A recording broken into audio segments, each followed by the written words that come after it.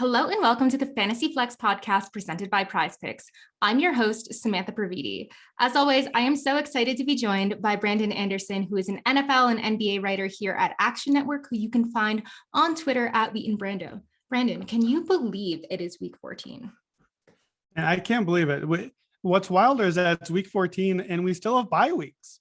Like what we're doing is absolutely crazy. It's really nuts. Like we're already, we're on the cusp of the NFL playoffs. We're already at fantasy playoffs. Like how are we skipping out on, and it's 4 good teams too. Like 4 of the top, 8 or 10 teams over the last, month or so. Absolutely. Like if you have someone like Jalen Hurts, that's going to be tough to, stream quarterbacks in week 14 when you really need someone. Like, do you trust Derek Carr?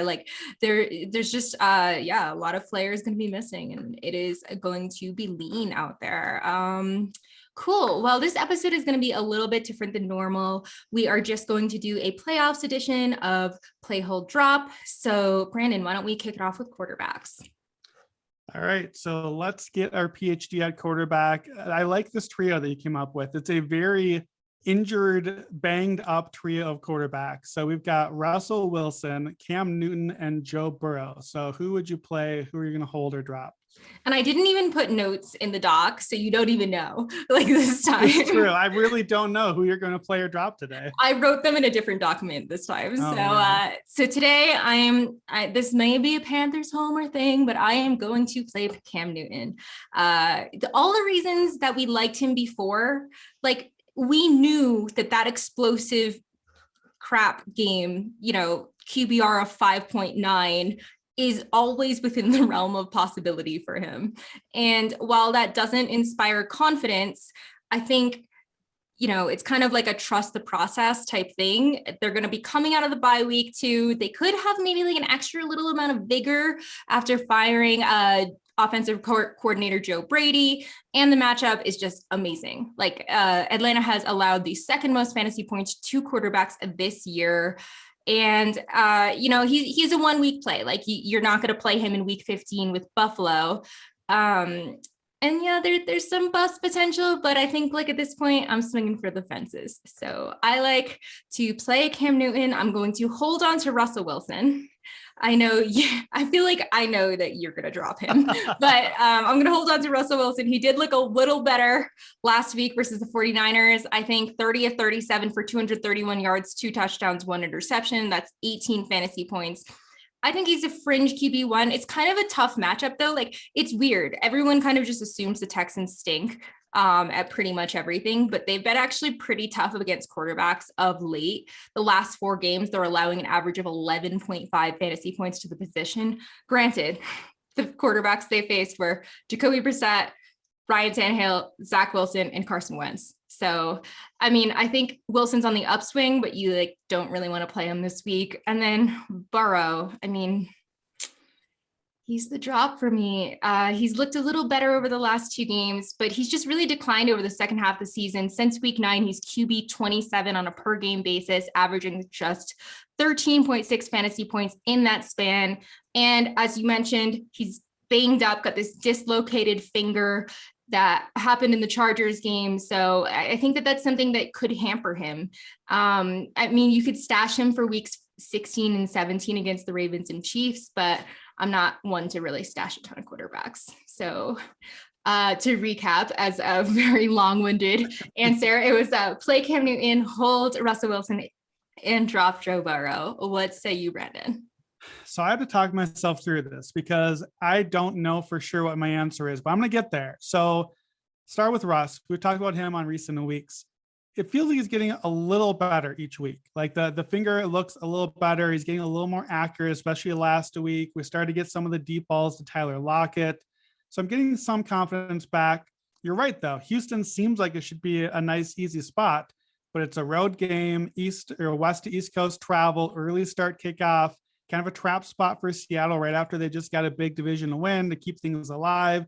Houston's been a top 10 defense all season. So it's certainly not like, oh man, they're playing the Texans. You got a starting quarterback against them. So I think he's going to play. Cam Newton, to me, I'm going to hedge a little bit here. Cam is a swing for the fences, all or nothing play.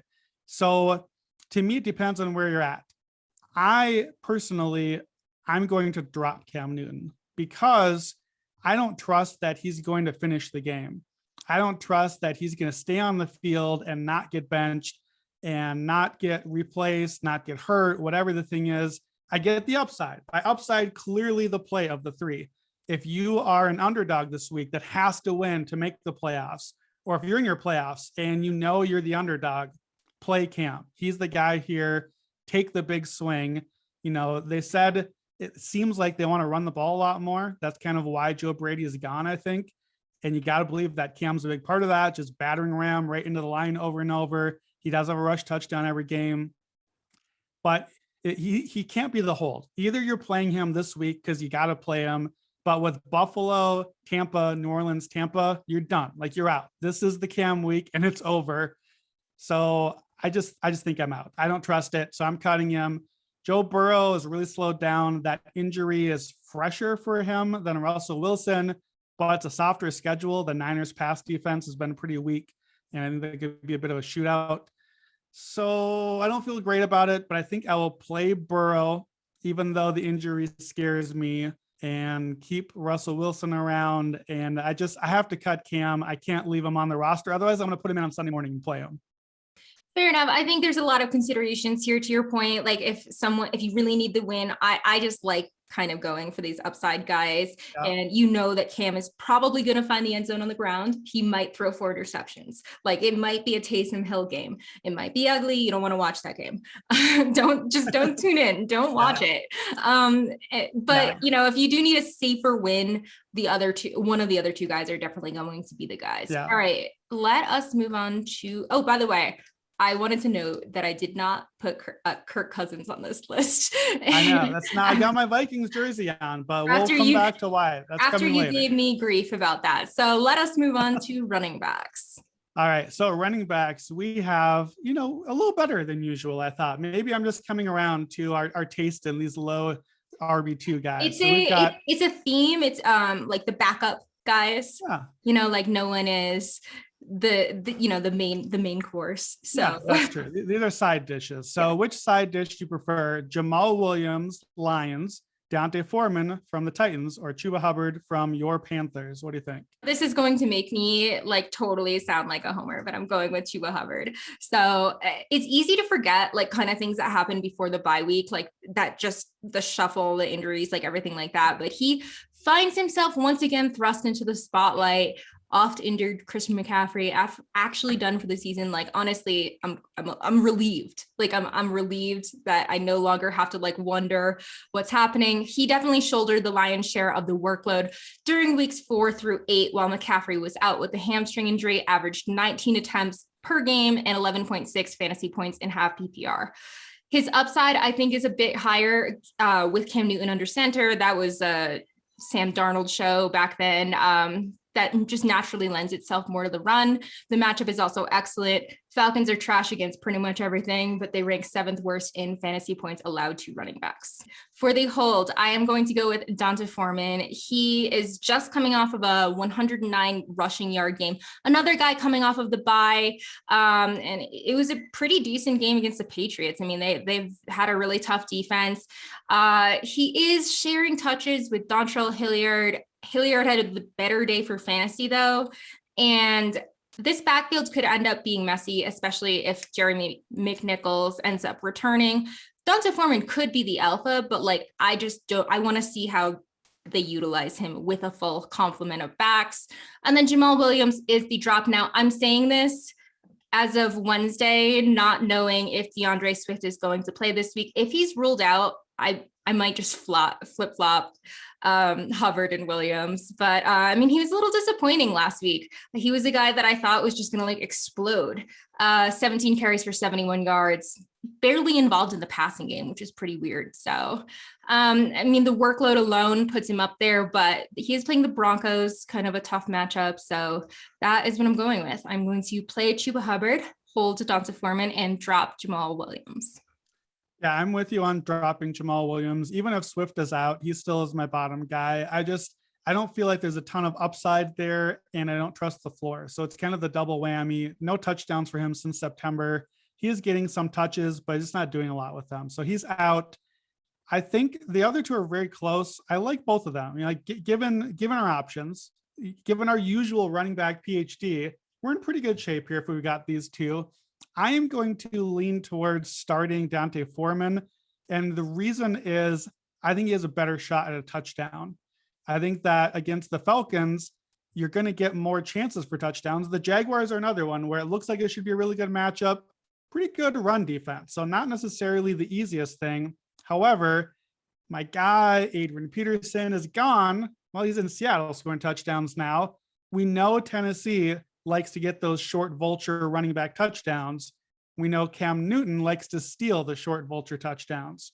So I think Hubbard gets a few more touches or more reliable touches. I think Foreman has the better chance at the touchdown. So I'm going to play Foreman and hold on to Hubbard. But I think it's very close for those two.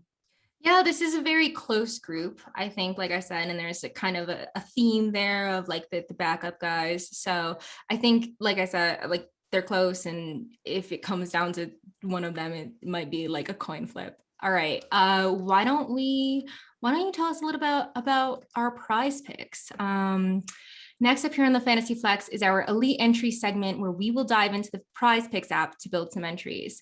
Brandon is going to identify some markets he likes. You build your own prize picks entries and all of us have a little fun and make some money. So Brandon, hit us with some Thursday night plays for week 14 on prize picks. Yeah, we are red hot. We are 2 podcasts in a row. Yeah. How did I bury the lead there? We are actually on fire. And by we, I mean Brandon, but go on. It's the two of us. I believe on the 2 podcasts ago, I had like 5 or 6 and you had to narrow it down to the 4 that we chose. So it's we're on fire. We got 4 Patriots, Falcons, rights, all unders. Last week we had 3 Cowboys hits right. So we've been successful with unders lately. I'm back to overs for the most part today. Thursday night unders this season, meaning like the total 10-3, a lot of low scoring Thursday games, but I actually think we're gonna get some points on this one. Both Pittsburgh and Minnesota have been bottom 5 EPA on defense. That's extra expected points added. And they've been especially bad against the pass. Kirk Cousins can get his passing numbers. Ben Roethlisberger actually kind of looks like a quarterback again for the last month or so. And I think that we're going to get maybe more of a shootout in this one. We know that there's some injury question marks. It's Thursday, so we got to have our injuries. Adam Thielen is out. Dalvin Cook is questionable. I don't expect him to play. So I'm looking mostly at guys passing and catching the ball. I'm expecting a lot of passing in this game. So let's start with Pittsburgh. Diontae Johnson. That's my guy. He's been lighting it up lately. We know that. Last 4 games, 31 catches, 384 yards, and 3 touchdowns. He had 2 touchdowns last week, could have had a third. He's had at least 11 targets and at least 7 receptions in all 4 of those games. And Minnesota is bottom 5 in yards allowed to wide receiver ones this season. So going 2 plays on him, over 6.5 receptions. Remember, he's been over that 4 games in a row, and over 75.5 yards. He's been over that in 4 games in a row too. I think these lines are a little low. I think they should have set them a bit higher, but it's all right. We'll profit from it. So Diontae Johnson, both overs. It would make sense, you would think, to play his fantasy points over too. He's not necessarily hitting that. So if you want to add that in, he's not far from it. If he's going to hit both of those, he'll be close, but that's an option for you. So that's 2 of ours on the Pittsburgh side. On the Minnesota side, my Minnesota Vikings and Lizzo's, I'll share them with her. We're going to play Kirk Cousins. Yeah, that's right. Kirk Cousins, we're going to go over 1.5 passing touchdowns. That's right, Samantha. I said a good thing about Kirk Cousins. My guy Kirk has I wish you had like a bell or something. I know, right? Sound effect. This is the moment. So Kirk has had at least 2 passing touchdowns in 9 of the 12 games this season, and we just need 2. He's had at least 2 in 5 straight. Again, I think Cook probably doesn't play, so that means a little more passing. And that's the way to beat the Steelers defense, a little more passing as well. His attempts are up lately. So 2 touchdowns for him, over 1.5. And if he's going to throw the touchdowns and he's going to throw a lot, who's he going to throw to? Well, Adam Thielen is out. So let's go with my guy, Justin Jefferson, over 89.5 receiving yards. So Jefferson has been a monster lately. He's averaging over 100 yards a game for the season. And in the last 4 games, 3 of the last 4 games, 143 yards or more. So he's had some huge games. He's had 8 games with at least 80 yards out of the 12. This is a high line. We need 90, but there's a pretty good chance he gets there, especially since he should get a few more targets with Thielen out. So I'm taking Jefferson's over, and that's basically the passing totals. If, however, you want to live on the dark side, and if you want that 5th pick to go for your elite entry and go 5 for 5, and if you want to truly sweat bullets for 3 hours while you watch this game, my 5th pick, Ben Roethlisberger, under half of an interception. No interceptions for Big Ben, for whom the bell tolls. No picks for thee. He's had no interceptions in 6 of the last 7 games. And I know he should have retired like multiple seasons ago, but depending on what you think of this game too, in Pittsburgh's 6 wins, 0 interceptions total. He's never thrown one of them. When Pittsburgh loses, he's had an interception in 4 of his 5 losses that he started. So depending on what you think of this game, you can choose whether to put that one in. I'm a Vikings fan, so you can interpret that which one I will do. But that's my plays. Diontae Johnson over 6.5 receptions and over 75.5 yards.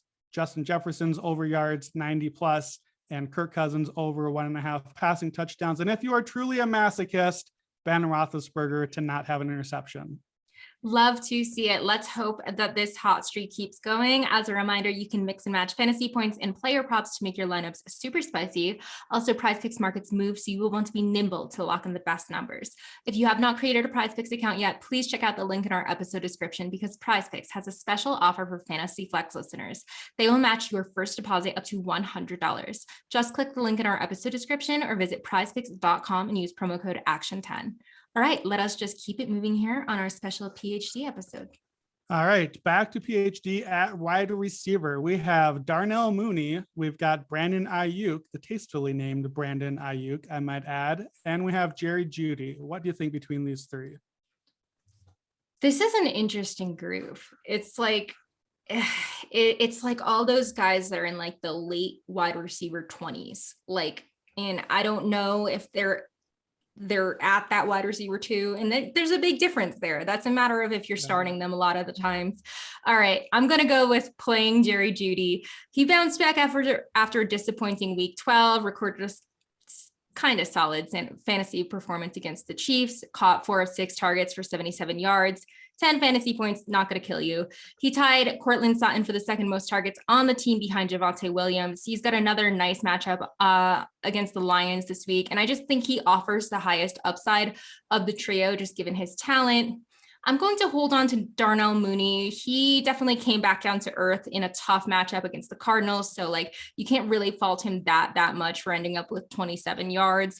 Andy Dalton and Darnell Mooney, they were just being attacked by Arizona's defense all that game. So that was just never a recipe for success. The Packers have been kind of stingy against the pass, middle of the road against fantasy wideouts this year. So it's not like a stay away matchup or anything. I think he could be a fringe wide receiver 2 if Allen Robinson sits out, but he still carries risk because he's a member of the Bears. And then Brandon Aiyuk is back on my shit list. He is. He could be back on thin ice with Kyle Shanahan too. 3 of 6 targets for 55 yards in week 13 against the Seahawks. Bit of a letdown given Deebo Samuel wasn't there. I kind of thought that his targets would go up, but it was George Kittle that benefited the most. He caught, 9 of 12 targets for 181 yards and 2 touchdowns rather. The major issue is he did have a couple painful drops, which I think could impact Shanahan's trust in him moving forward. We really know how capricious and delicate this relationship is between them. So that really makes me nervous. We shall see if he is still in Shanahan's good graces this week, though Samuel could return in week 14. So I think that would certainly knock Aiyuk well into the wide receiver 3 tier. Yeah, Aiyuk is pretty much just a 1-week decision with Deebo coming back, but I'm actually differing than you on all 3 of these here. Only slightly, and you might have talked me into changing my opinion, but I'm gonna stick with it just for the content, right? So I'm going to cut Darnell Mooney. I just don't really get excited about him. I think with Mooney, you're basically just hoping for that one long ball to come. And it looks like Fields plays. I know he's got the bigger arm than Andy Dalton, but Andy Dalton, I trust more as a passer and a yardage guy. So I was leaning getting rid of him. I'm not really worried about keeping on my roster. So he's the cut. Jerry Jeudy, I'm going to hold on the talent. It's just not that exciting lately. Last 4 games, 18 catches out of 29 targets, 209 yards, no touchdowns this season, and only 3 last year as a rookie.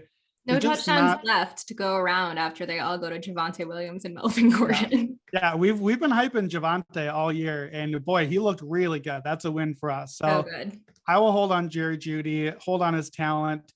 I want to play Brandon Aiyuk. Maybe it's just because Brandon's got to stick together, but I'm just playing the upside here. Cincinnati's pass defense, we talked about that. I think that's going to be a bit of a shootout. I like San Francisco a lot in that game, and I think that they're going to score a bunch of points.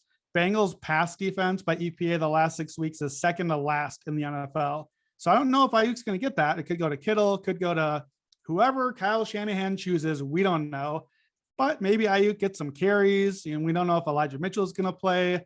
I trust San Francisco's offense to give us stats. Trent Williams, George Kittle, Jimmy Garoppolo, they're producing. Someone has to get those stats.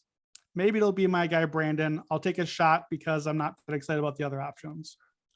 Fair enough. I mean, Brand, he like, it's weird because I feel like I felt kind of strong about Mooney being the hold, but the other two I kind of could have flipped because Jerry Jeudy's been kind of unimpressive as well in that anemic offense. So we shall see how a lot of these relationships kind of work out moving forward. All right, let's move on to everyone's favorite position, and that is tight end.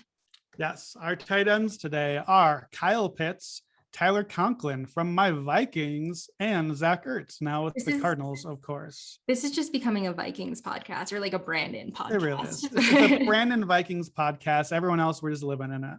Also, like how the mighty have fallen. I don't know if it's mighty, but like this is a fall from grace for Kyle Pitts to be in this bargain bin of tight ends. And I think that's a generous characterization. Yeah, I gotta be honest. When I saw this list, I was like, is this a typo? Why is Kyle Pitts? Oh, his numbers really have taken a beating. So you don't want to be in the list with Tyler Conklin. We were not expecting that at the start of the year. But I want to hear what you have to say. Where does Pitts fall into your mix? I'm curious. So everyone knows I was really high on Kyle Pitts. He's been very disappointing in the latter half of the season. Since week 8, when he faced Carolina for the first time, he was held to 2 catches for 13 yards. And since then, he is tight end 29, averaging just 5.5 fantasy points in half PPR. I want to hold him because he has upside, but you can't trust him this week against the Panthers. They have only allowed 1 double-digit fantasy performance to a tight end this year. That was Dalton Schultz in week 4. And like last week, they kept Mike Gesicki in check for 3.2 points in week 12 before their bye. So I want to hold him. Maybe it's just emotional. Like I can't let go. I can't. Like I'm like he's like Jack in the Titanic, and I'm Rose, and I'm like I can't let go. Never let you go. So the play for me is going to be Zach Ertz. I know it hurts coming off of an abysmal week 13 against the Bears. The Bears have been like very permeable to the pass, but tough against tight ends. He caught just 1 of 2 targets for 10 yards, finished his tight end 38. How many teams are there in the NFL again? I expect him to bounce back against the Rams, who allowed 15.1 fantasy points in week 4 to Max Williams, who was the Cardinals tight end at the time. Max Williams is out for the season. I think his talent and strength in this offense just kind of like keep him in that must start realm. And like Tyler Conklin, he's a fine guy. I wrote about him in the waiver wire column. Like he's fine to pick up as a streamer, and I have no issue with you doing that. I just like of this group, I feel like he has like the most bust. I don't know.